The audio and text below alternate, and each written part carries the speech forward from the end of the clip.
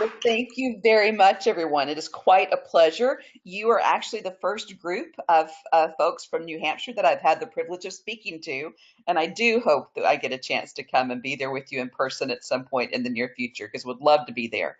I've had a great time working with Janice and others of the speakers getting ready for today, and Janice gave me a bit of the synopsis about how things have gone so far. And in short, she was really impressed with the sophistication of the answers and dialogue and feedback that each of you have been giving, that it shows a depth of understanding of ethics and boundaries and how it is that we really want to show up well for patients and families and each other in this challenging work that we do.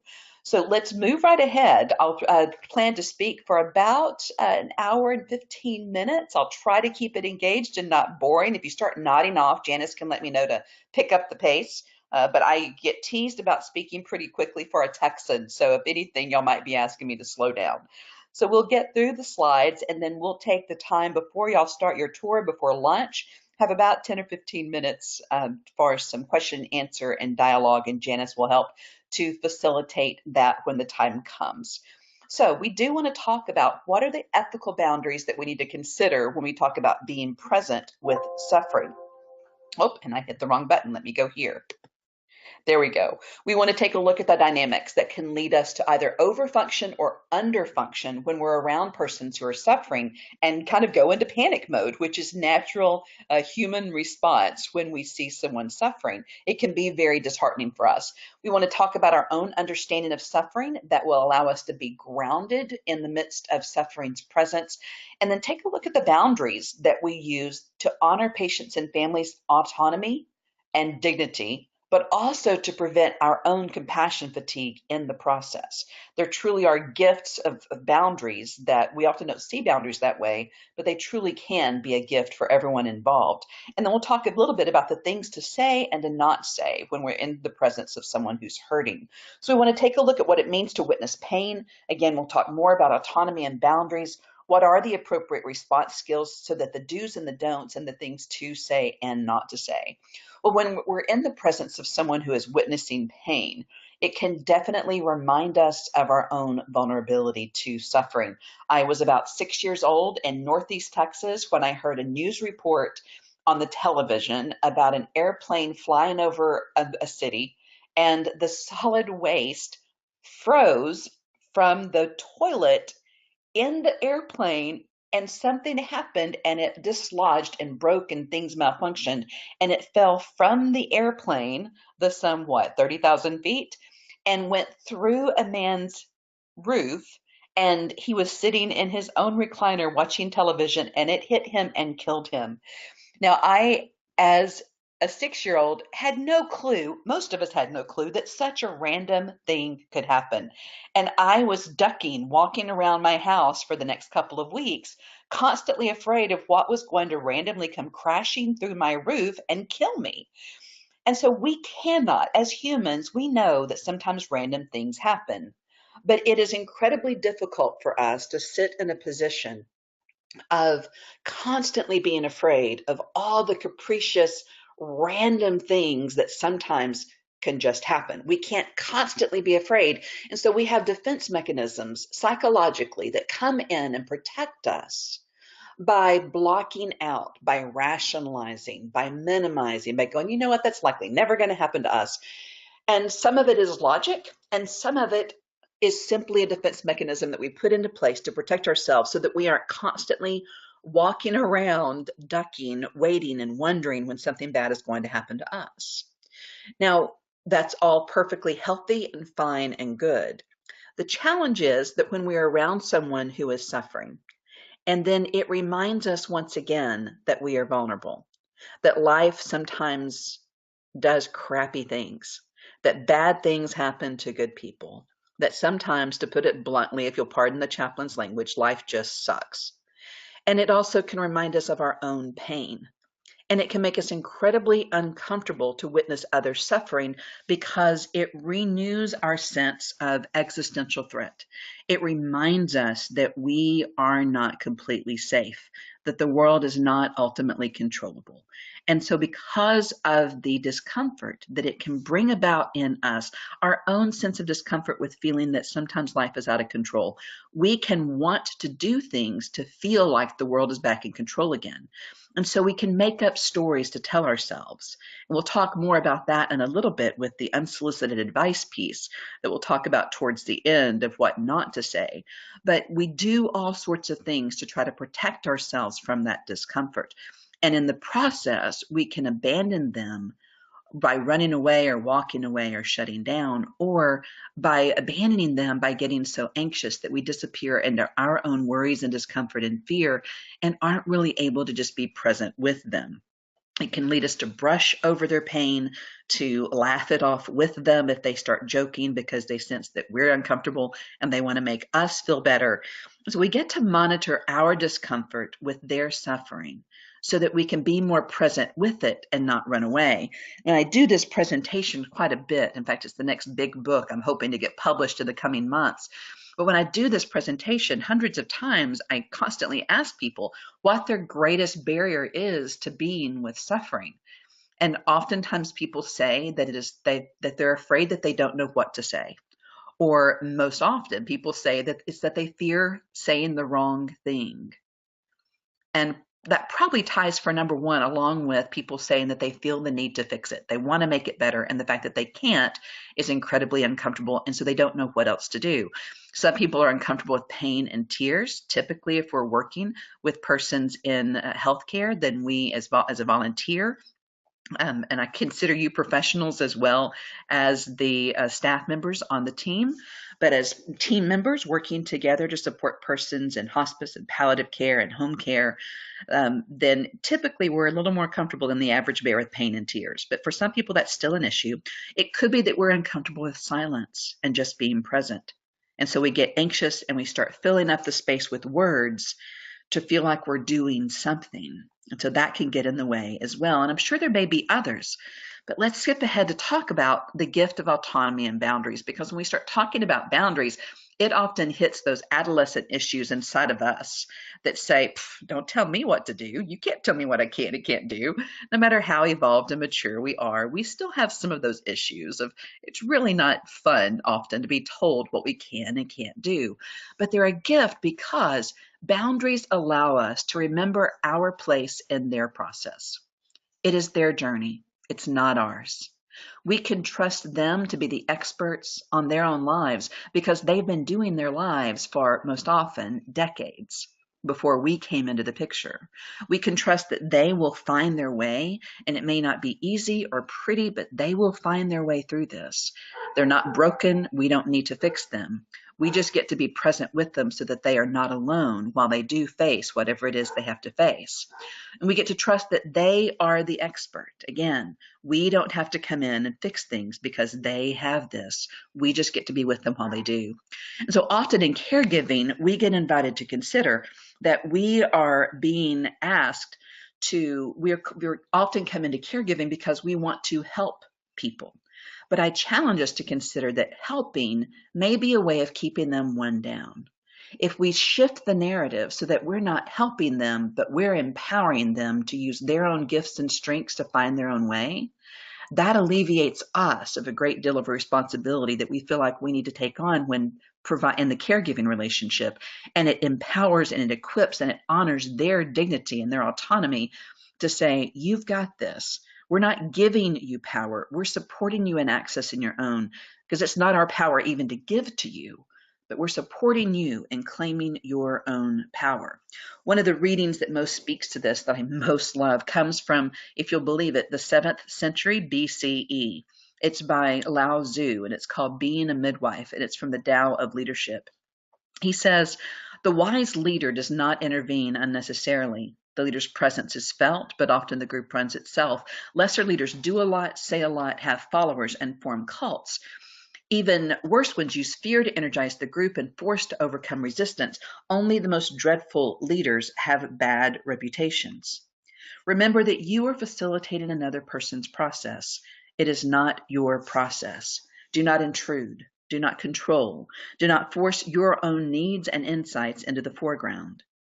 If you do not trust a person's process, that person will not trust you.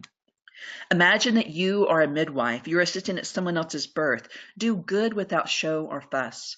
Facilitate what is happening rather than what you think ought to be happening.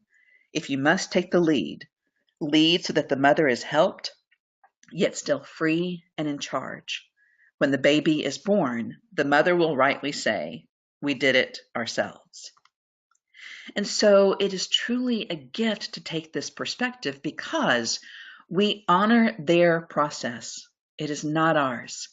My professor in undergraduate psychology would say to us, "Autonomy, young ones, autonomy." We were Padawans in the Star Wars saga.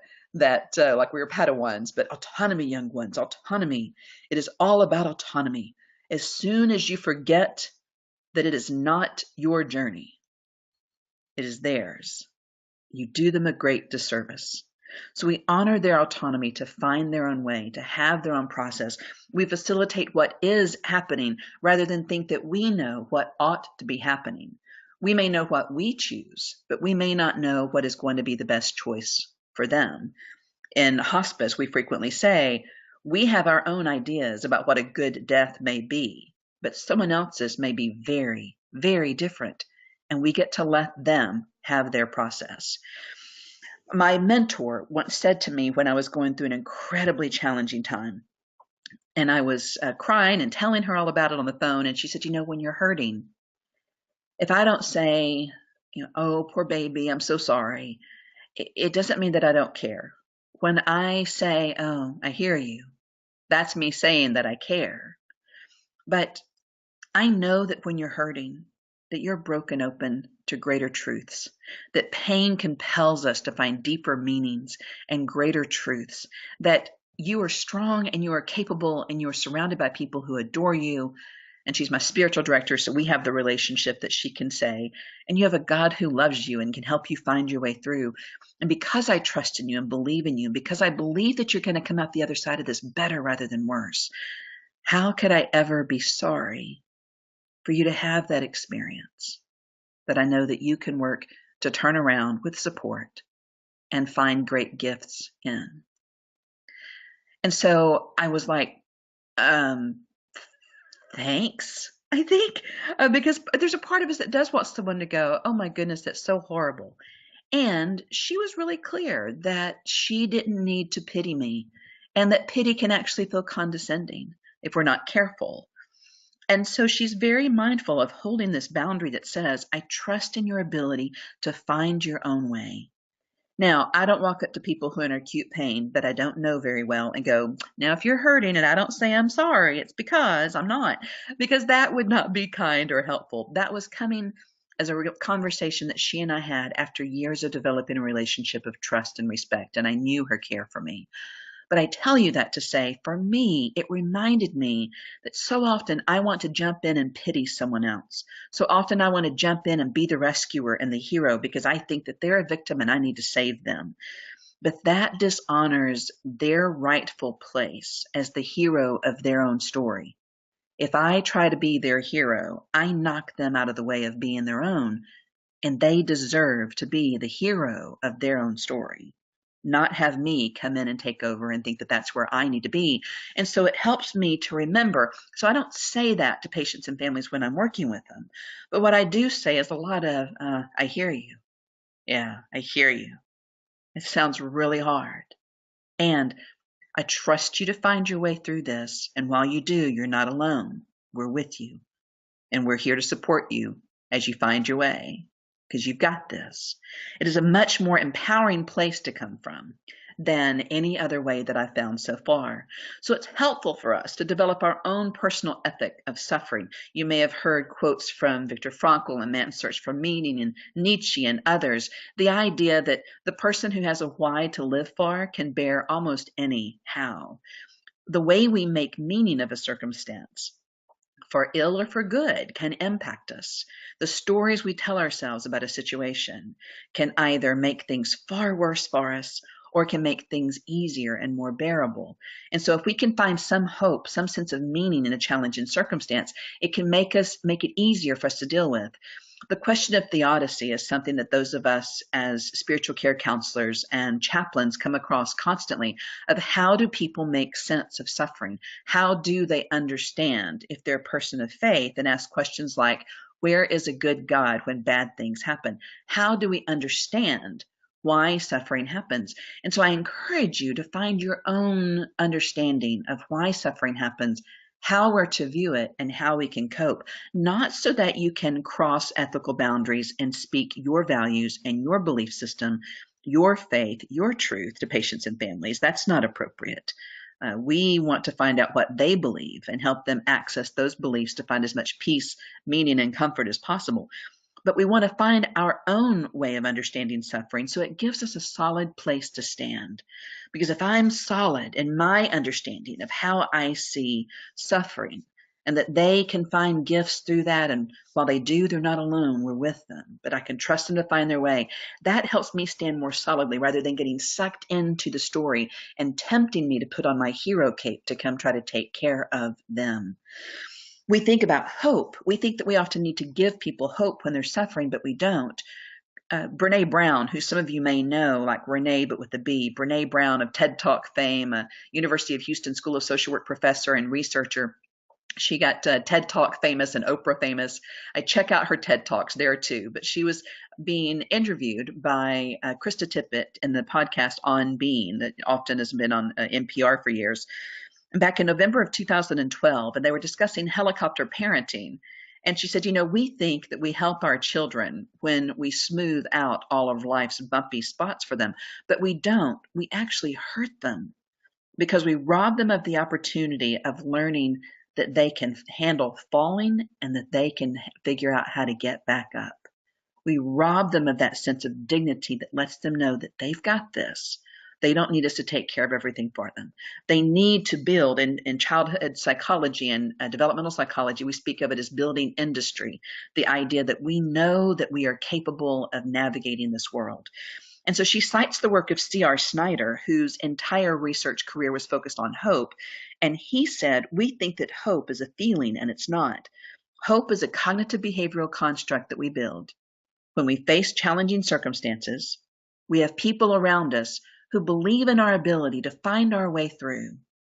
And then once we have found our way through the challenging circumstance, we have now built hope, confidence, that the next time we face a challenge, we will know, because we have hope, that we can find our way through that one too. So we don't give people hope. We help them build it by coming into the midst of their circumstances and saying, you're not broken and don't need us to fix you. You've got this. You trust that you'll find your way. And while you do, we're with you and you're not alone. We believe in your ability to find your way through. That is how we help people find their own and build their own hope. We don't need to give it to them. We really can't give it to them. So it puts us in a place where we can just be present. We get to let go of some of the stories that we tell ourselves. Many of you may know of Don Miguel Ruiz and the 4 agreements. And one of the agreements is to be impeccable with your word. And he says not just the words that we speak to others, but we also want to be mindful of the words that we tell ourselves. We sometimes tell ourselves a story that people are helpless and we must take care of them or fix them. But there's a big difference between being powerless over people and circumstances versus being helpless. We may be powerless to change others and to change circumstances, but we're not helpless to take action on our own behalf. We can set boundaries. We can ask for support and ask for what we need. We can speak our truth. We can reach out. We can make different decisions. We can monitor the stories that we tell ourselves in our heads. There are plenty of things that we can do to take care of ourselves.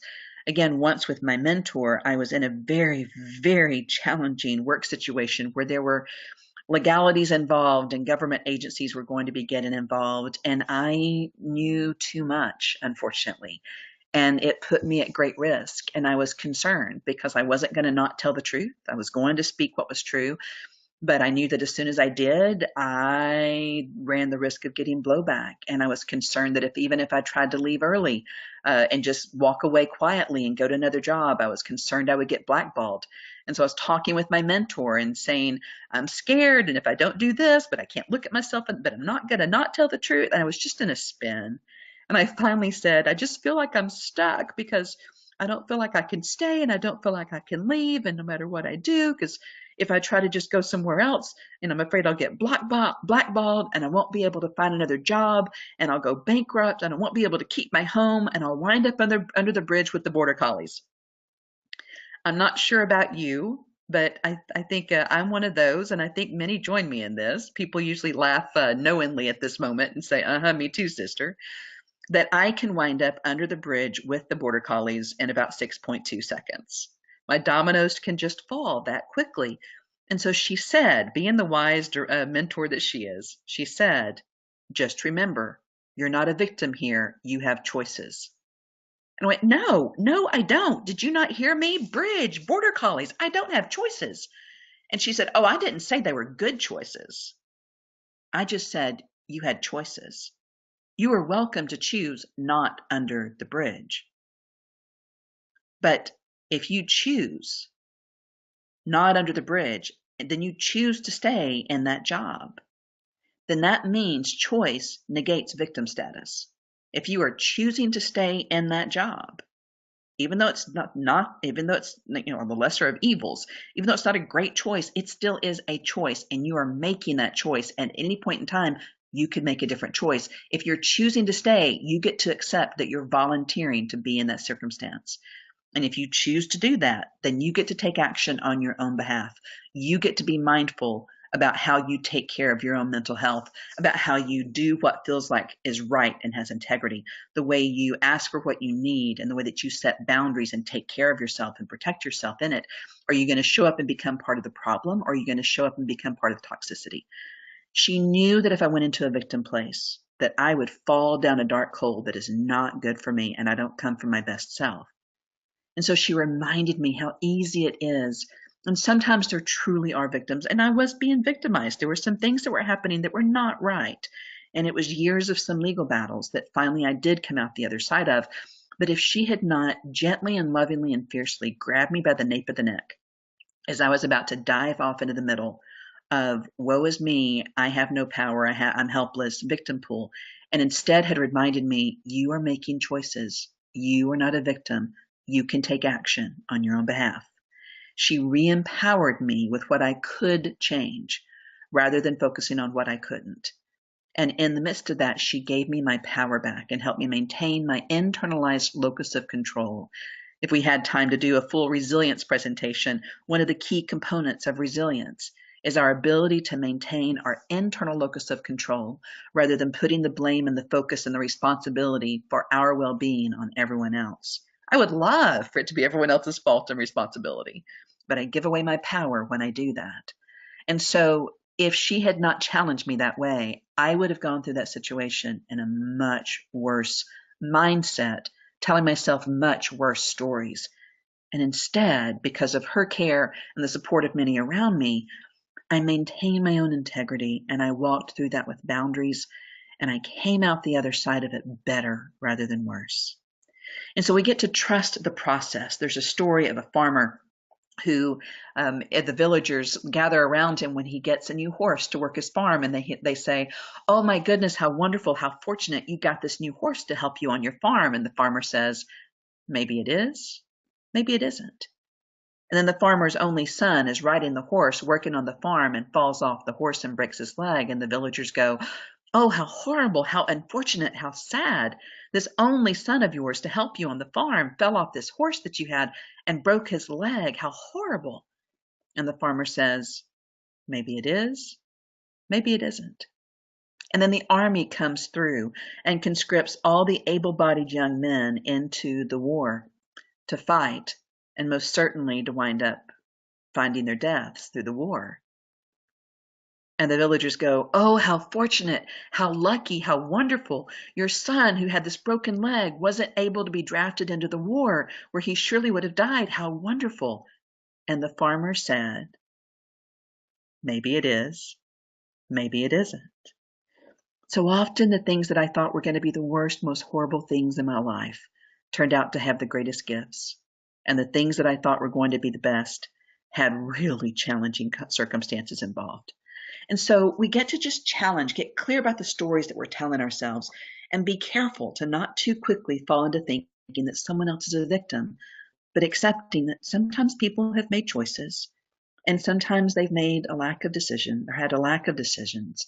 And again, sometimes people truly are victims, and sometimes there is such a very real thing as trauma bonding, where people psychologically get stuck into a situation and aren't really capable on their own without tremendous psychological support or drastic circumstances to find their way out to a new thing.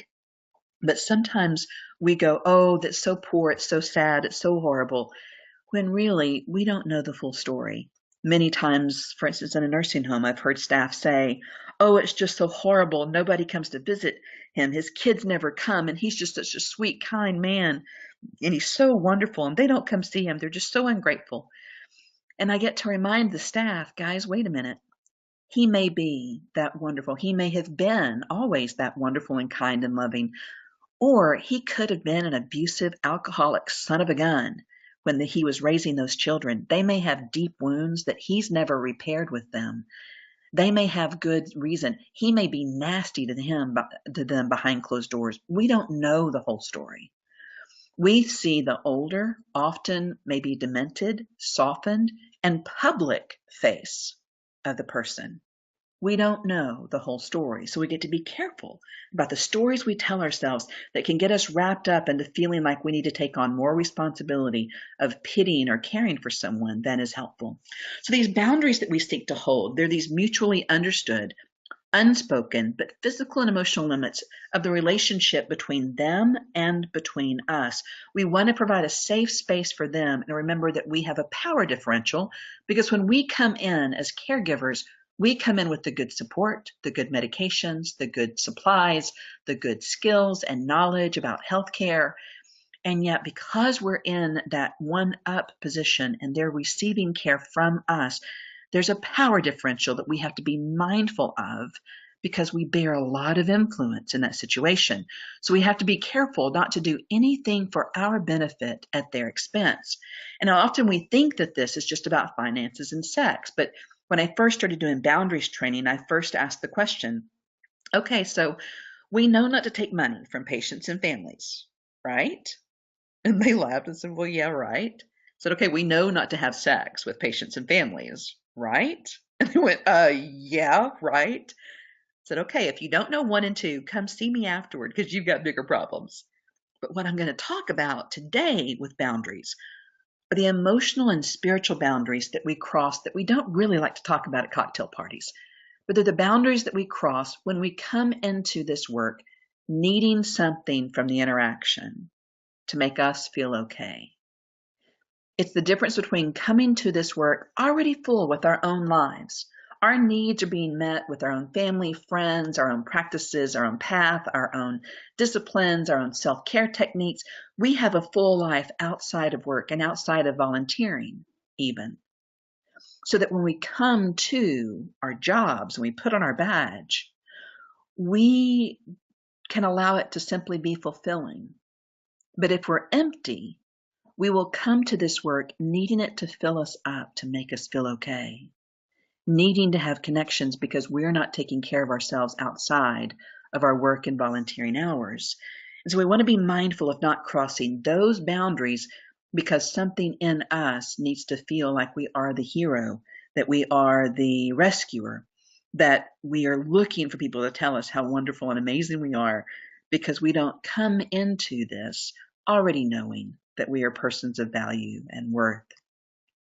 And so, of course, when we're engaging with patients and families, we feel a solid, strong connection with them. It's hardwired into our DNA to want to have a tribe, people around us, to know that people always adore us and think that we are fabulous, even on our worst days.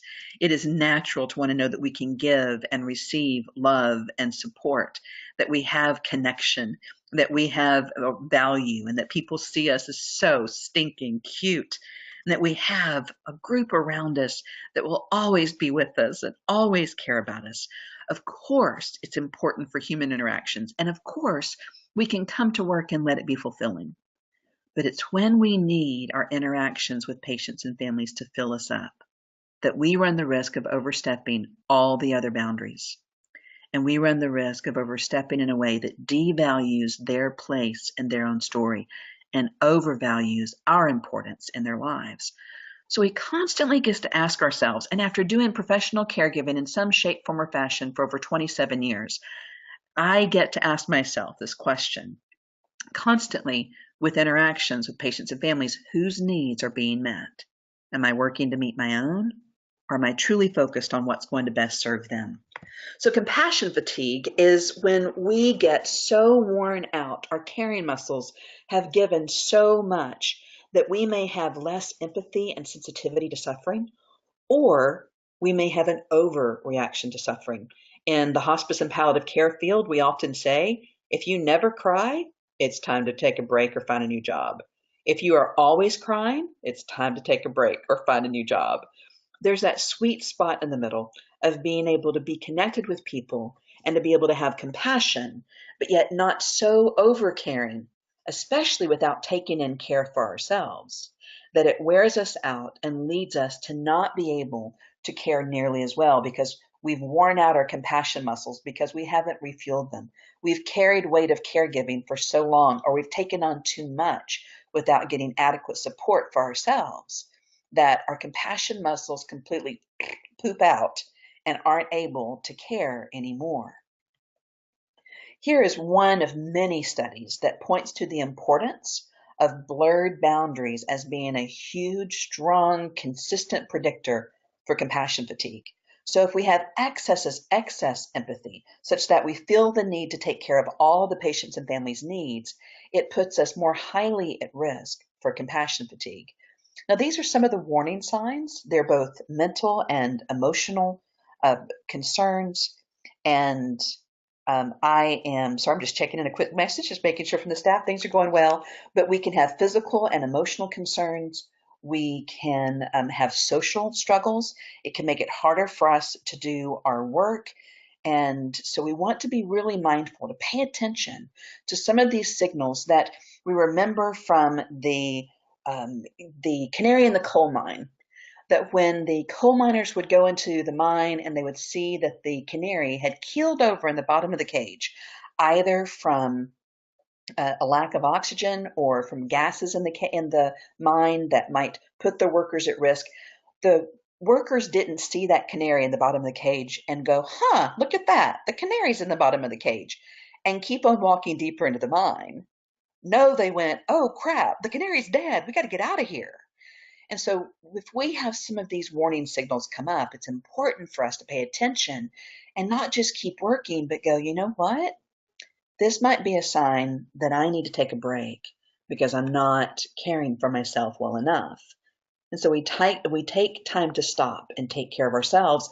And so we get to constantly ask ourselves, how are we meeting our own needs? Now, often we can feel selfish if we take time away to care for ourselves. And sometimes people can invite us to feel selfish because if we're over functioning in someone else's lives, they're not going to like it if we suddenly start having boundaries and start taking time away to take care of ourselves. If you're giving me money and chocolate and you stop giving me money and chocolate, I'm not going to go, good for you for having boundaries. I'm going to go, no, dadgummit, go back to doing the original dance that we negotiated together, where you give me more money and chocolate and I don't have to work for it.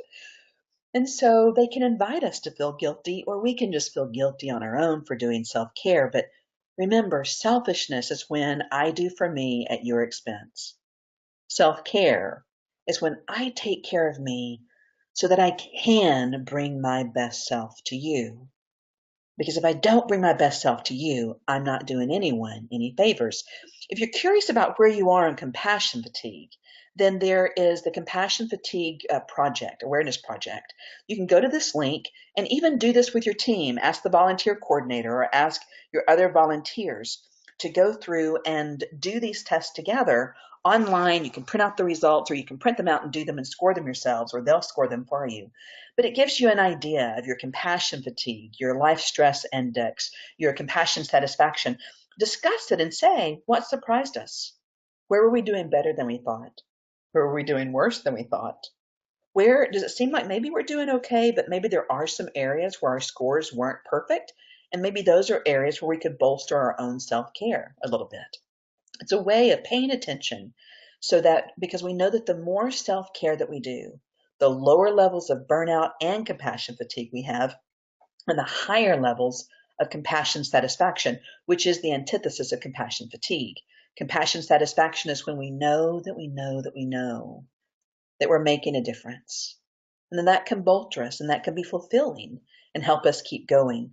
But even then, we still have to make certain that we protect ourselves by doing good self-care. Now, I don't know what self-care looks like for you.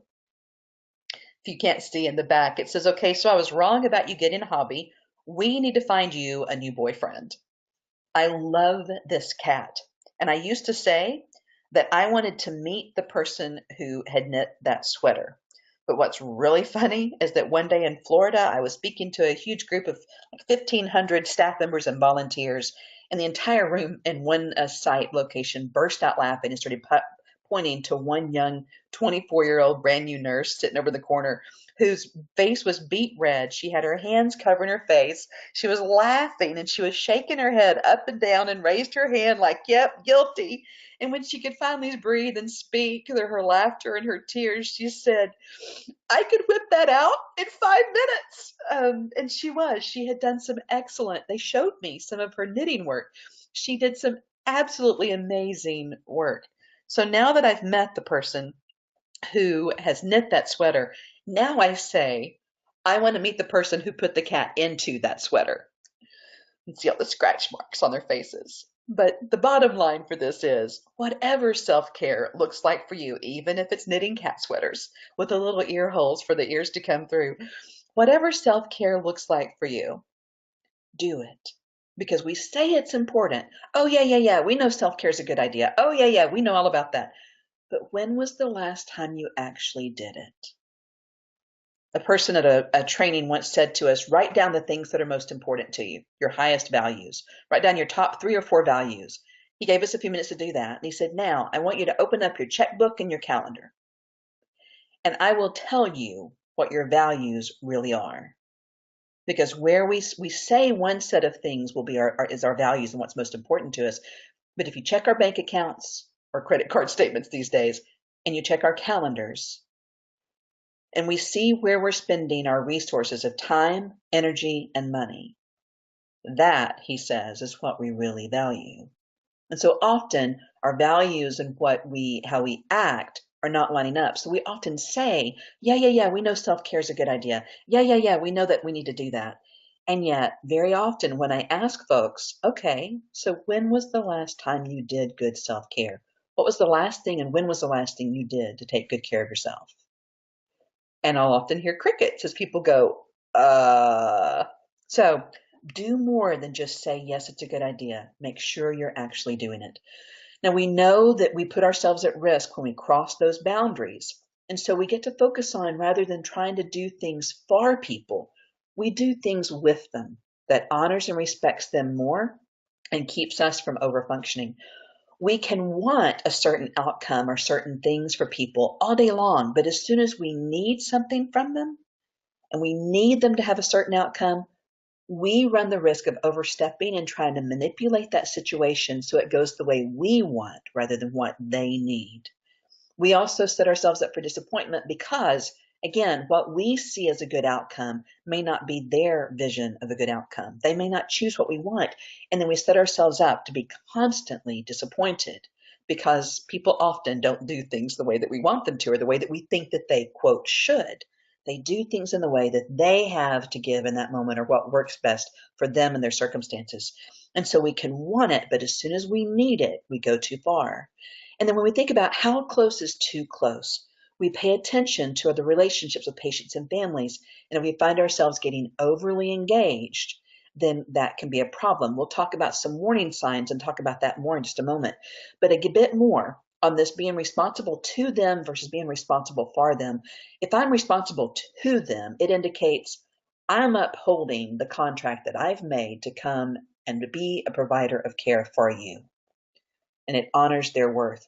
But as soon as I start feeling like I have to be responsible for them, it's an incredibly paternalistic view that indicates that I don't trust you to do your life. I know better than you how your life should be done. So I'm going to come in and take over and do it for you. Or I'm going to come step in and give you unsolicited advice and tell you how you should be doing your life, or even have judgments about how you should be doing your life.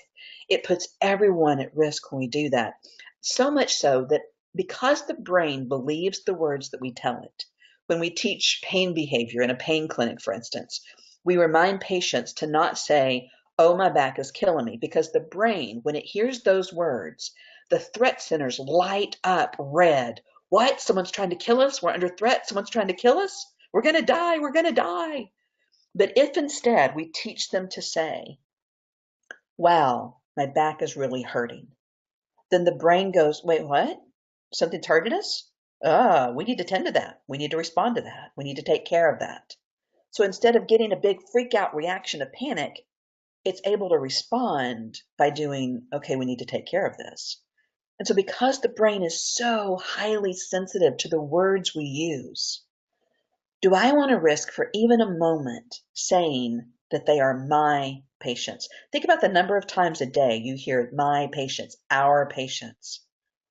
And if we risk communicating to them or to ourselves that we own them, we own their process, I think it contributes to this ethos that this is not their journey, that we get to own it, and we don't. And I had one old boy in West Texas say to me during a training once, gal, that's just way too much fuzzy woo woo PC bullshit. And I had to say, my brother, I get it. You don't have to agree with me. But I'm just asking you to consider the possibility and to try out, just an invitation to experiment for even a week, playing around with saying patients with whom I work, persons for whom I care. I would rather take 1.5 seconds longer to say those words than to risk telling them or me that I own them or their process. Because there's this zone of helpfulness. I always see the movie theater announcer voice, this zone of helpfulness that is right in the middle, that sweet spot that exists in between going too far into over-involvement and over-functioning in their lives, or under-involvement of being shut down and disengaged and not connected, and being under-involved and under-functioning. But that place right in the middle is that place we're most helpful. So we think about countertransference. The transference is where they put off onto us their own issues or struggles or needs. Countertransference is when we put our own needs or issues onto them. For instance, how many times have you heard someone say, oh, she reminds me of my grandmama, or she reminds me of my mama? That's not necessarily a bad thing. It's natural. But if we're not careful, we can start to treat all patients like our mamas and our daddies and our grandmamas and our granddaddies. And we can't do that because we can't carry that much closeness. We can't get that involved. We can't start seeing ourselves as being like family because we have so many people to provide care for. And if we come in too close, we run the risk of boundary violations, of overstepping. And so do we see ourselves feeling overly drawn or identifying with someone? Do we feel that maybe too many of our needs are getting met with our interactions? Are we meeting their needs or our own? Do we have emotions that are getting triggered or a lot of energy that's getting stirred up? Do we find ourselves treating someone differently or thinking about them outside of work hours and we can't stop? Do we still feel a sense of special connection such that we feel entitled to or protective or jealous of their care? No, you don't need to go see them. I've got them. They're mine. Now, certainly we can feel like mama and papa bear protective, and there's nothing wrong with that. But if we go too far and get too close, then we run the risk of not maintaining our perspective and our objectivity. And then when they discontinue services for whatever reason, and it's no longer appropriate for us to keep volunteering with them because there are other people who need us to go volunteer with and care for, then we rob others of the help that we could be giving them, or we've gotten so overly close to them that all of a sudden we're gone and they feel abandoned. And so, of course, we provide care. Of course, we can provide support. Of course, we can dish out hugs if it's appropriate and allowed within your agency or your treatment site, and they want and need it from us. And of course, we can be caring, but we maintain enough boundaries so that when the time comes, we can step away and move on to care for the next person. We don't want to promote excessive dependency so that we are trying to be the end all be all for them. Now, think about some of the areas that may be most challenging or triggering for you. If you were to answer this, it's most challenging for me when someone who is blank suffers, grieves, or dies. Is it when there's someone younger than you? Often that's the case. It seems more appropriate in the grand scheme of things and existentially more appropriate that we grow old, we have our lives, we grow old, and then we die. But when it's people who are younger, who are suffering or grieving or ill, it can be challenging. Sometimes it is when there are people that are older than you because it seems like an older relative that reminds you of your own suffering and your own grief that starts to bubble up in the midst of the care relationship, which distracts us from really offering care because we get focused and distracted on our own grief that bubbles up. Sometimes it's when people are similar to us. Sometimes it's when someone is similar to our loved ones. One of the most challenging cases I ever took was when it was a very young couple, very much in love, that reminded me of me and my beloved, and watching them over the course of the last few weeks saying goodbye to one another as a brain tumor was ending his life, and seeing them say their goodbyes, I almost bit through my tongue and my cheeks more times than I can count, trying to breathe and maintain my composure so that I could stay present for them rather than collapsing and falling apart into my own struggles and my own stories and my own worries and fears about my own beloved dying. And so sometimes it can also be when someone seems helpless or alone that we can get caught up into telling ourselves stories and feel like we need to step in and overfunction. So we can stay in regular contact with our colleagues and our supervisors because we can ask ourselves, how would others know if they knew of my actions or my words right now? If we feel like we need to keep secrets, or if we feel like we're isolating and keeping things we're saying and doing with patients and families private, then that's a red flag that there might be a problem, that we might be overstepping. We have to make certain we're keeping our own needs met other places. I was at a time in my life when I was going through a significant change in several relationships, and I was going home and it was quiet and still, and it was just me and the border collies at night. And I had a family that was my kind of crazy. They were from Louisiana, and they were crazy, loud, boisterous Cajuns, and they reminded me of my own family from Northeast Texas, and I just adored them. They were very familiar. And when they would invite me to kick off my shoes and have a glass of tea and join them for supper, I knew better than to do so. I knew that if they started treating me like family and I started falling into getting comfortable and getting my family needs met, because the house was dark and quiet, the border collies didn't have opposable thumbs and couldn't cook supper for me. So I was going to walk into a cold, quiet, empty house. I knew that it would be far too tempting to fall into letting them become like family, but that would be about meeting my needs. And so I carried a water bottle in with me, and I'd say, "No, thank you. I appreciate it, but I'm good. No, thank you. I have plans later for dinner." And I did. It was to go home and to make dinner and have a quiet dinner at home alone with my border collies.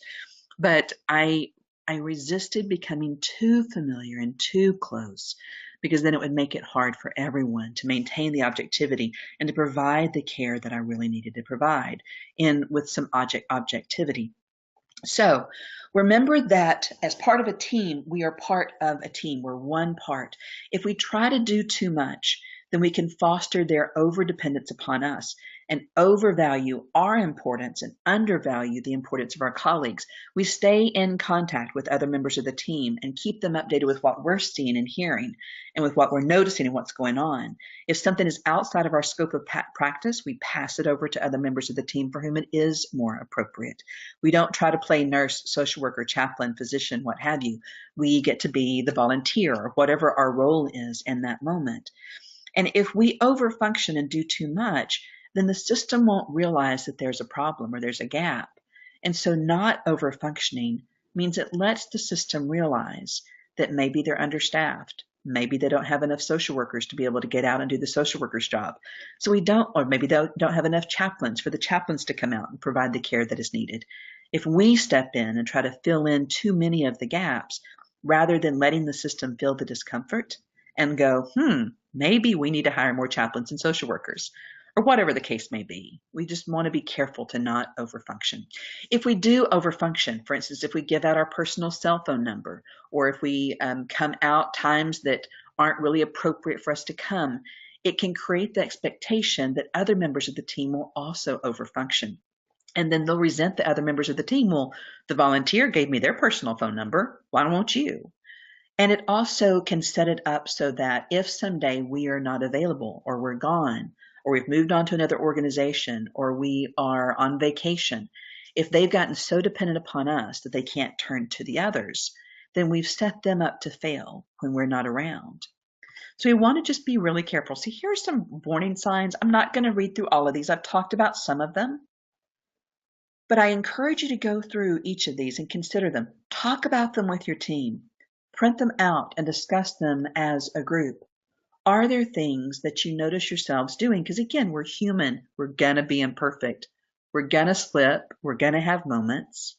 We're going to have people that we get really connected with and that tempt us to really just fall so hard in love with them that we just are finding ourselves overly connected. And when that happens, we just say, hey guys, I've gotten really close to this family. I need some help maintaining my boundaries here and making certain that I don't overstep.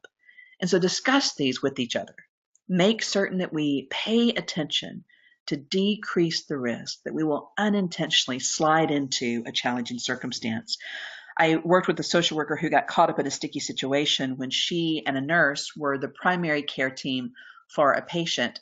And he had been an alcoholic, abusive son of a gun, and his kids didn't want anything to do with him. He manipulated people with money.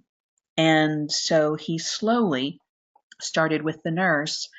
She had to bring her daughter with her one day. She picked her daughter up from school, but she had to get in a visit with him to take by some meds because her daughter was sick, and to drop off some meds to the patient. And so he's like, oh, don't let her sit in the car. She can come in and say hi to me. Well, okay, but she can't get too close because she's sick. I don't want her getting you sick. And he's like, oh, bring her by again sometime to visit. I don't get to see my own grandkids. My kids never come see me. They don't bring my grandkids. Would love for you to bring her sometime. Here, honey, here's a quarter, and handed it to her daughter. The nurse was uncomfortable. She was like, okay, it seems harmless. It makes him feel better. And so this would continue more and more until finally he was giving more and more gifts and wanting to spend more and more time with her family and her daughter and her kids, until finally he buys her a Christmas tree and Christmas presents.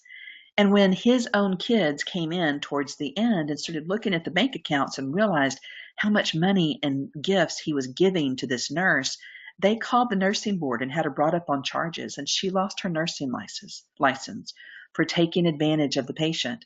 She didn't wake up that morning and say, let me see exactly how much I can screw up my life and my career. But slowly, subtly, over time, because she wasn't going to people and saying, hey, this is happening. I'm not sure this is okay. I'm uncomfortable. This feels weird. Can somebody help me think through how to handle this? Then she kept sliding further and further, and unintentionally, without meaning to, created great harm. And so I don't tell us that to shame us or scare us, but just to say, of course, things happen sometimes. Of course, we get to be human. Of course, we get close to people and have people that we feel good about or make mistakes. But the more we stay connected with others, the more we tend to our own needs, the more we keep things out and open and on top of the table, the more we can protect ourselves and each other from falling into problems. So we get into a cycle of risk if we aren't full. We need something from the interactions with patients rather than want to have a good connection and to provide good care. We can then begin to overfunction and isolate. Well, I don't know why anybody else isn't working as hard as I am. Nobody else seems to care. And we can start to get resentful and feel overwhelmed. And we can isolate. Or then we can just burn out, or really it's more like compassion fatigue, and begin to underfunction and not be able to have anything to give. And the cycle can just perpetuate itself because we think, well, maybe if we just work harder, then, and maybe if we can just get more to feel better when we interact with patients and families, then we double down rather than go, maybe I need to step back and get some perspective. Now, how do we offload the ones that do get in? Because people will. I've had, over the course of my career, I'm the boundary queen. I teach this for a living, but I've still had a handful that really got in. What I had to do was just make certain to go to my team, to go to my own mentors and say, this is what's coming up for me and why, and process it and think through it. Because I'm not getting paid to do my own therapy at the bedside. And I'm not being offered the opportunity to volunteer now that I'm a volunteer rather than a professional paid staff member at a hospice program, but I volunteer.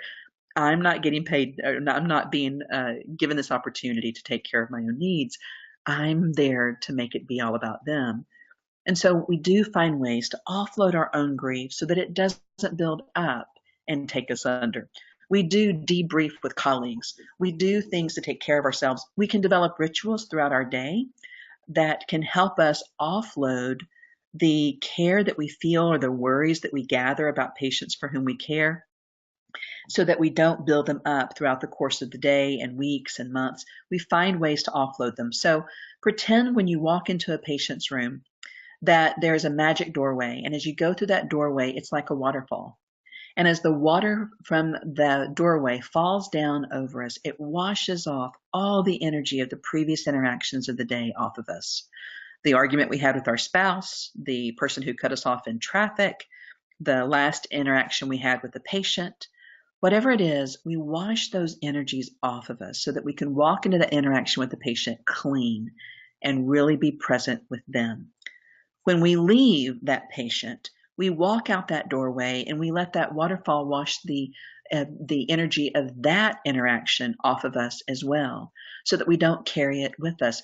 We trust them into greater hands than ours. Maybe the other members of the team, maybe other staff members, maybe the on-call team, maybe their families, maybe their own. Maybe if you're a person who believes in something greater than ourselves, into the hands of the universe or into a deity of some sort, but place them into different hands, even if it's just their own. Trust them to find their way and let go of needing to carry their story with you so that you're worrying about them. So just let all of that wash off of you so that you can go to the next patient clean and continue to do this work. Develop a badge ritual. When you finish work for the day, take off your badge and put it someplace special.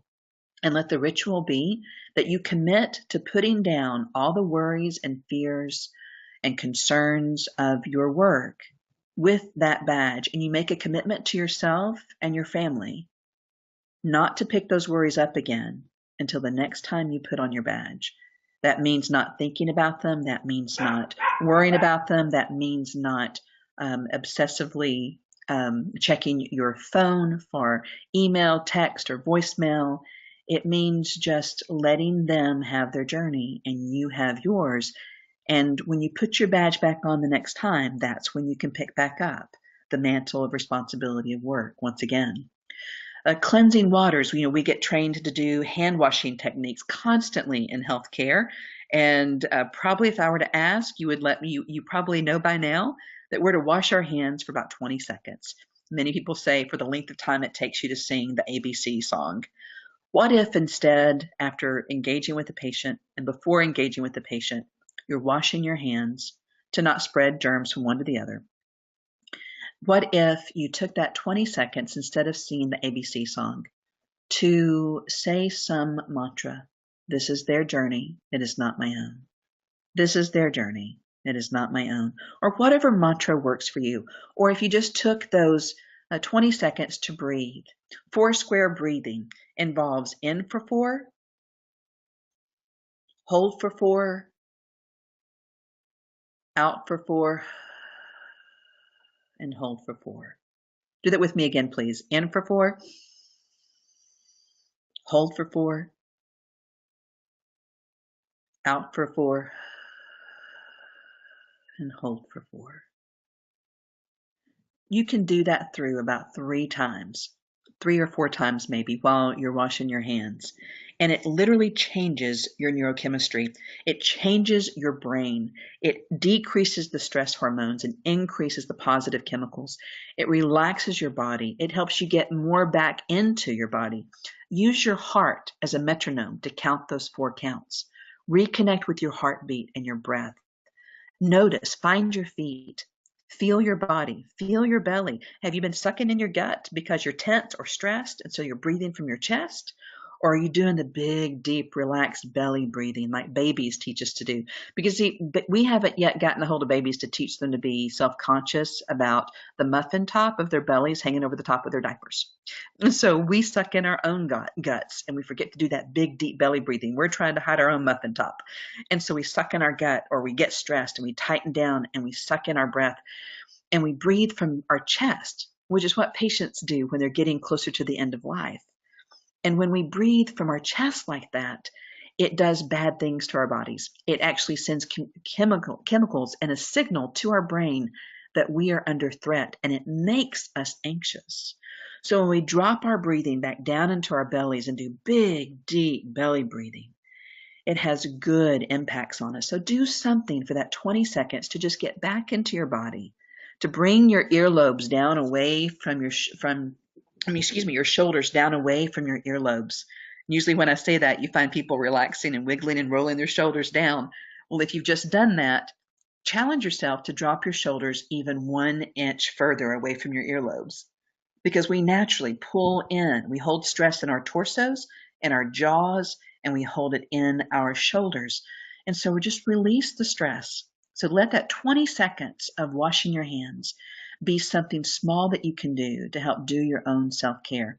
If there's someone who you're no longer caring for and you need to let them go in some way, you can light a candle, take a couple of minutes to honor them. And then when you blow the candle out, you walk away and trust them again. As the smoke drifts off into the universe, you can trust them into different and greater hands and walk on to something new. You can use river stones. Take a river stone, and if someone has died that you've been caring for, often we encourage folks to take a river stone and go place it somewhere that's meaningful for you, that speaks of them. It could be in a parking lot. It could be in a park under a special tree, or in a garden at a facility where you went to visit them, for instance, wherever it may be. And leave that stone there as a way of saying a goodbye, having your own ritual, even if going to a funeral or memorial service, or having an official way to say goodbye if that's not possible. It can be an informal way to say goodbye. You can write a letter to the person saying, this is what you meant to me. This is what I am grateful for. And this is my hope for you. And then you can burn the letter. You can rip it up and cast it out onto the waters, but finding ways to let go so that we don't carry person after person with us. So in the last few minutes, I want to talk a bit about those do's and don'ts. What do we do when we're with people who are suffering, and what do we don't do? Well, one thing we can do is just provide presence. People see this picture and they just go, oh, that Rottweiler is not saying a darn thing, but is just offering presence. We can be with people in silence and trust that our presence when they're hurting and suffering is enough. We maybe ask questions that we don't have the answers for. I understand y'all been talking about this dynamic already this morning and talking about the case study. Sometimes they ask us questions that it's not appropriate to answer, or we don't have answers to, and sometimes there just are no answers. Why is this happening to me? What's going to happen? How do I handle this? How do I cope? How do I make sense of this? And we oftentimes want to give them answers. But an old school nurse in Iowa said to me one day, Gal, when people ask us what we think, they most often don't really want to know what we think. They want to know if we can make room for what they believe. And so oftentimes we can just say, I wish I had answers. I'm sorry I don't. There'll be a few more examples here. But so often we can just say, I don't know what to say. And when we do so with true regret and compassion, they can really hear it as I have no words to tell you how sorry I am. And it can really help. This came from a person who was a bereavement counselor who actually had gone through the death of her own husband. And when she reflected on what it was like for people to come and want to try to fix things with words, and that the most helpful thing was when people didn't try to fix her, but just said, I am so sorry. I wish I had answers. I wish I knew what to say. I'm sorry I don't. And that actually helped her. She could feel the concern rather than people trying to make up things to say that could sometimes leave her feeling more isolated, alone, and even judged. So think about how comfortable you are with silence. And if you're not comfortable with silence, I encourage you, find a place. This is mine. It's a place called Crousey Springs. There's a little cave back in there to climb in, to swim into. And it's this beautiful blue-green water. This is an overcast day, so you can't tell as well, but it's like a lagoon with waterfalls and ferns. I go put my butt on a rock and I sit there until I can find my way back into silence. Because if I can't be quiet with me, how can I ever be quiet with you? And if I can't hear my own voice, if I'm not comfortable to be with my own internal struggles and concerns and worries, how can I ever be quiet with and really hear and be present with yours? So practicing even just for 60 seconds a day, sitting, breathing, and being in complete silence can be enough to build our skills at being able to be more comfortable being present with others when they're suffering. So we follow their lead. People in the Jewish tradition, my brothers and sisters there, really have something to teach us here from the tradition of sitting Shiva. The tradition is when someone has died and they're sitting Shiva for a loved one who has died, then you walk in and you don't initiate conversation. If the person who is grieving that you go to sit Shiva with, you go to sit with them for a period of time. If while they are grieving, if they initiate talking about the one who has died, you join them in sharing stories. If they don't, you remain quiet. If they want to talk about the weather or sports, you join them there. You follow their lead wherever it is that they are and wherever it is that they want to go.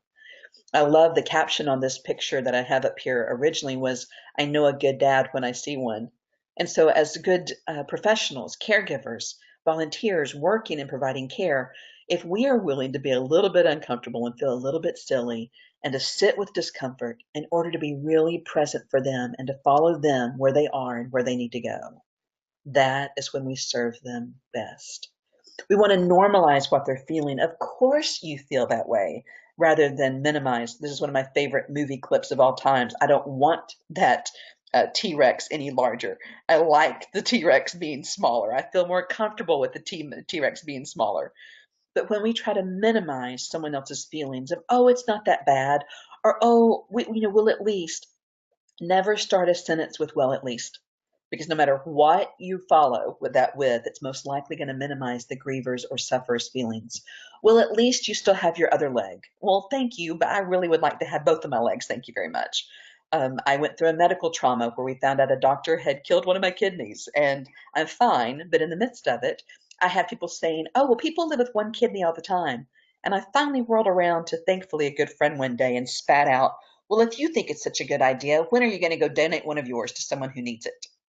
And she went, oh crap, that was a really stupid thing I just said, wasn't it? And I went, yeah, I mean, I get it. You were trying to connect with me and trying to make it better, but there's no making this better. And yes, people live with one kidney all the time, but right now, I still need to be mad and angry and scared and sift through my feelings about this. Can you let me do that? And she went, yep, I sure can, because you're right. This sucks. And so we find ways to be with them. So if you hear yourself start to say, well, at least stop, back up and say, you know what? I don't want to minimize. Sometimes we want to say things like, well, at least you had him for 97 years. Well, you know what, dadgummit, I wanted him for 97 more. Because what better place is there? Don't tell me he's in a better place. What better place is there for my mama than right here beside me? So we get to be really mindful of the things that we want to say. So we acknowledge and validate. We don't try to go into logic. We don't try to go into reason. When we are under stress and we're hurting, our prefrontal cortex, where we're able to reason and use executive function and logic, it shuts down. So their fight, flight, or even freeze response can go into effect to protect us and take care of ourselves so that we can run from the bear or freeze so maybe the bear won't see us. Logic kind of goes away. And so trying to go use logic with someone's feelings doesn't really work. Be present with the feelings first and don't try to go into a Spock-like rationalization. Acknowledge and validate their feelings. Of course you feel that way. Yeah, I hear you. Not I get it, because they'll get pissed off and go, no, you don't. You don't know what this is like. Or I understand. Avoid that one. But you can offer concrete support and make plenty of space for them to just be where they are. Be mindful of cliches. We know many of these. We want to be careful to not use these because, again, while they may have some truth to them, when we say them over and over and over again, they can just become vain repetitions and not helpful. It can feel like a very hollow, rote piece of language that we throw on them, like a put in a band-aid on a gaping wound. And we don't want to do that. We want to just be present with them. Be mindful about not giving advice. When I had my healthcare scare, if I had one more person suggest to me that if I should just, because they thought that I might have cancer. Thankfully, I didn't. But during the time for about 5 months when we weren't sure, the number of people who suggested I drink a green wheatgrass spirulina smoothie, if one more person did so, I was going to hurt them. I was going to slap them naked in the name of baby Jesus, because I was done with people giving me unsolicited advice. And so it is overwhelming when someone is suffering. They're getting plenty of to-do lists from their doctors, from their nurses, but unsolicited advice can be overwhelming. And so people come in and they want to try to fix our situation. What it can unintentionally mean, though, is, well, if you would just handle things the way that I would, you'd be fine. You wouldn't be suffering. And it can seem like blaming the victim. So we want to be really careful. People ask what the tissue effect is. When someone's crying, we automatically want to do what? Hand them a tissue. But when we hand people a tissue, it can unintentionally mean what? Stop crying. So we try really hard not to hand people tissues. But if there just isn't one around and the snot is slinging and it's getting to the point where they're going to get distracted by them, we can hand a Kleenex but say, this isn't to invite you to stop crying. This is to help catch your tears so that you can keep crying as many as you need to.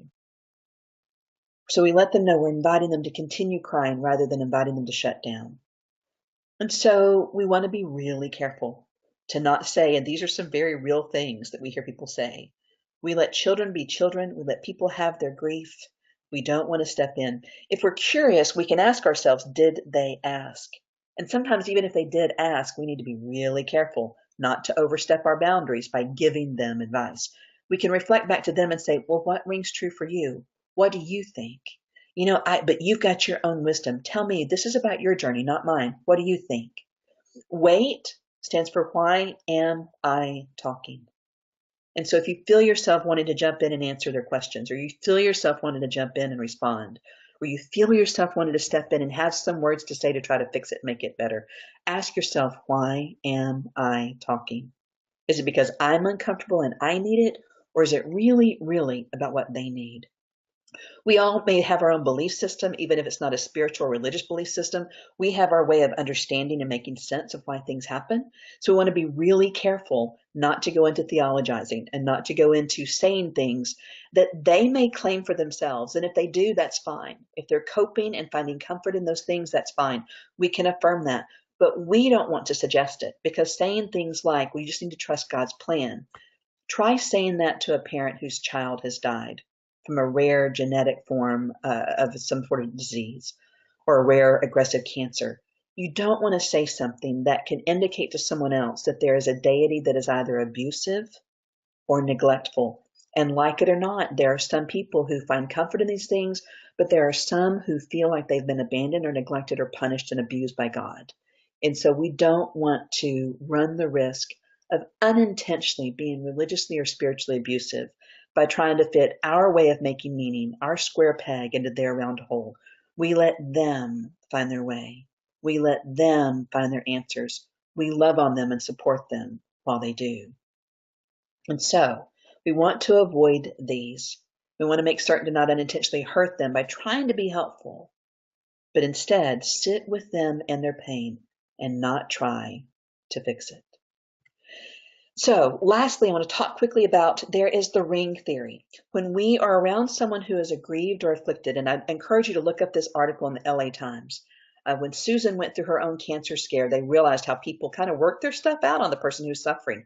The people who's in the middle of the circle, everything really is about them, and all the concentric circles outward, like their significant others, or find where you are in those concentric circles. Most of us as caring professionals and volunteers will be in the further out circles, but how close you are in relationship to others. And if you speak to someone who's closer in towards that person who's suffering than are you, you speak only words of comfort. If you need to process your own stuff about this, oh my gosh, this is so horrible. This is so sad. It's so hard seeing her suffering this way. I can't believe he's leaving behind his wife and 2 kids. If you need to process your own stuff, you dump that stuff out, because the people who are closer in don't have space for us to process our stuff, our discomfort with their challenges onto them. And so we let them be in the midst of their own story, and we give space, we hold space with the story that we're living, rather interjecting our own. This goes also for self-disclosure. We often think that if we share, well, when I went through this, but what it can unintentionally do is draw their energy off of their grief and suffering and put it off onto us, so that they start worrying about us or taking care of us. Or it can feel like a competition. They may feel like we're doing one-upmanship. Well, well, when I went through this. Or it may feel like, or they may go, oh, well, mine's not as bad as yours. I don't have the right to feel as awfully as I do. And no, we don't compare grief. We don't want them to minimize their own grief. Or it may make them feel like, well, if I could have just handled the things the way that she did when she went through that, then I wouldn't be suffering. So we want to be really careful. I 99.9% of the time say self-disclosure is really more about what we're needing. It's usually not about what they need. Let them have their journey and let them find their way. So here are some examples of things to say. I've shared some of these. We can ask them if they'd like to talk about it. You can only imagine how hard this is. Sometimes people don't think things are unfair. So again, be careful about imposing judgment, but about what something should or shouldn't be like. But just letting them know, I hear you. We're with them. If we do want to offer tangible support, we ask first rather than just jumping in and doing. We don't say, I'm sorry for your loss. We can just say, I'm so sorry. My heart hurts with you. We're with you and you're not alone. You're not crazy. Of course you feel that way. And so we want to be careful not to look for phrases to say just to try to fix things or make things better. We want to be able to just be comfortably with them in the midst of their discomfort. We want to not try to just tell them, oh, it's going to be okay. Sometimes it's not okay. But if we can be present with their pain, we can just be with them. Megan Devine says sometimes some things cannot be fixed.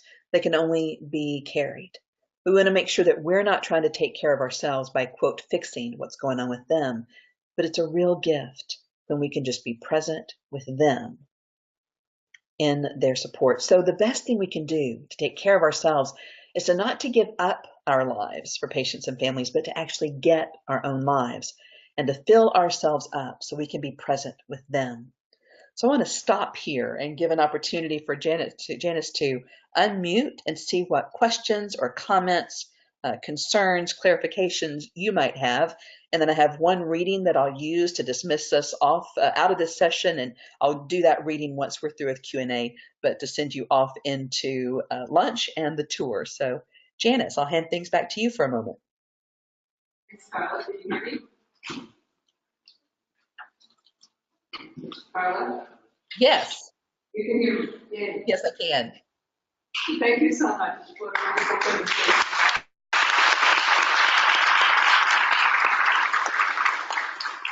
My pleasure. I hope it was helpful. So we do have a few minutes. Are there comments? Can I bring the microphone to anyone for a question or comment? Yes, I have one. Hi, I'm Jackie. Well, sometimes you want to share your story with the person because it makes them feel like they're on a certain issue. So I understand what you mean, but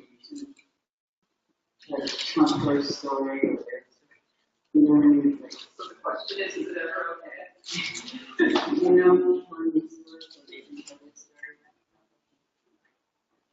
Did you hear that, Carla? Is it ever okay to share your own story? So it was fading just a little bit, but I think it was a question about sometimes we want to share our own story because we feel it can be helpful to the other. Is that right? Yeah, to compare, to say you've had a similar experience, to find. Again, sometimes there is such a thing as joining, to say, yes, I've had a similar experience, and I hear how rough this is. We just always want to be really, really careful, because sometimes we do that to try to connect with them. But unless we're really careful about how we do that self-disclosure, we can start to, especially if we still need to find meaning in our own suffering, especially if we're still trying to find, we want our suffering to help someone else. And so if I can just tell my story, it'll help them feel better. But if we're not careful, it can really bumble into shutting down them, focusing on their grief, and it turns their attention towards our own process of saying to us, oh my gosh, that's so sad. I'm sorry you experienced that. Now, sometimes it can help them feel less alone when we say, you know what, I've been in a similar situation. It's not exactly like yours, but to an extent, I've been there, and I just want you to hear you're not crazy and you're not alone.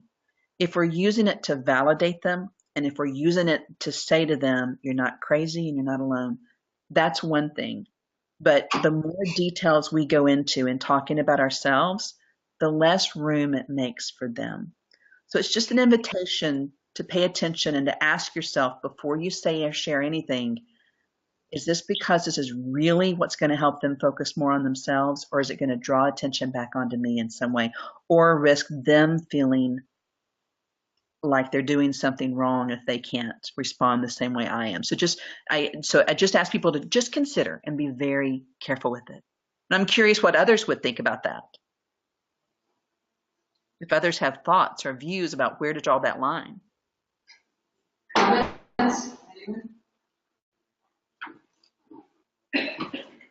Yeah, I guess one of the things that I would say is, having been in a situation where I was reaching out for comfort and understanding, and the person told me about their story, like you mentioned, it actually caused me to shut down and not want to talk too much.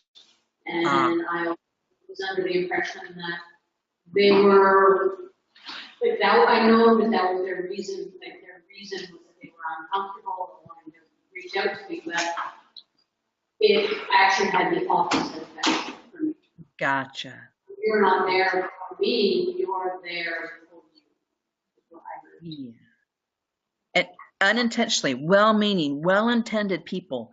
I've done it. I'm sure if we asked and took a straw poll, almost everyone in this room would have to fess up that we've done that at some point. I have many times. I still find myself getting tempted to fall into it. And I think it's something we get to constantly ask ourselves to pay attention to not, just because the risk of that opposite effect is so great. So thanks for sharing that. Another question? Well, especially on this line, so that they can identify, it is really critical because they really want to hear about yours. So if I suspect that this, for me, is the one that I have to be the most disciplined to really be like, well, no, let's talk more about yours. Because at that moment, they really do want that distraction, and it's the deference. So sometimes it's really amazing how much we desperately want to talk about something else. And it does show up. I liked the word you used, diversion. Carla, any other thoughts? Yeah, and it sometimes it is helpful. Sometimes they say, come be the volunteer that comes and talks to me about anything else but the crap that I'm going through. And so I try to keep it about pretty inane things like, have you ever been horseback riding or what? So I ask them more questions about other things, about things that they love and enjoy or things that are going on outside. Yes, it is incredibly hard to be disciplined here, but I think it makes for some good conversation with our colleagues when we bring this up. So if there are other questions or comments, please feel free to be in contact with me. Janice will be giving you access to these slides later, so you'll have access to them. On the very front slide is my email address, my websites, my phone number. Feel free to reach out if something doesn't make sense here, and feel free to share this information. Or there's also a version of this training that I just did with y'all on my website. There's a couple of trainings there, one on resilience and one on the boundaries of being with suffering. They're free on the carlacheatham.com website, and you're welcome to share the link with others that you think it might be helpful for, or to watch it yourself. Wherever it's helpful, feel free. And if you'd like to share this information, feel free to share it within your team.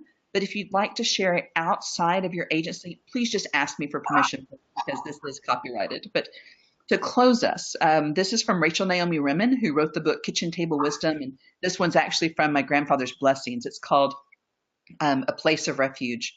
She says, perhaps the most important thing we bring to another person is the silence in us, not the sort of silence that is filled with unspoken criticism or hard withdrawal, the sort of silence that is a place of refuge, of rest, of acceptance of someone as they are. We are all hungry for this other silence. It is hard to find. In its presence, we can remember something beyond the moment, a strength on which to build a life. Silence is a place of great power and healing. And Dr. Remen is actually a person of faith, so she uses this language, but please insert whatever language it works for you. But she says that for her, silence is God's lap. Many things grow the silence in us, among them simply growing older. We may then become more a refuge than a rescuer, a witness to the process of life and the wisdom of acceptance. A highly skilled AIDS doctor once told me that she keeps a picture of her grandmother in her home and sits before it for a few minutes every day before she leaves for work. Her grandmother was an Italian-born woman who held her family close. Her wisdom was of the earth. Once, when Louisa was very small, her kitten was killed in an accident, and it was her first experience of death, and she had been devastated.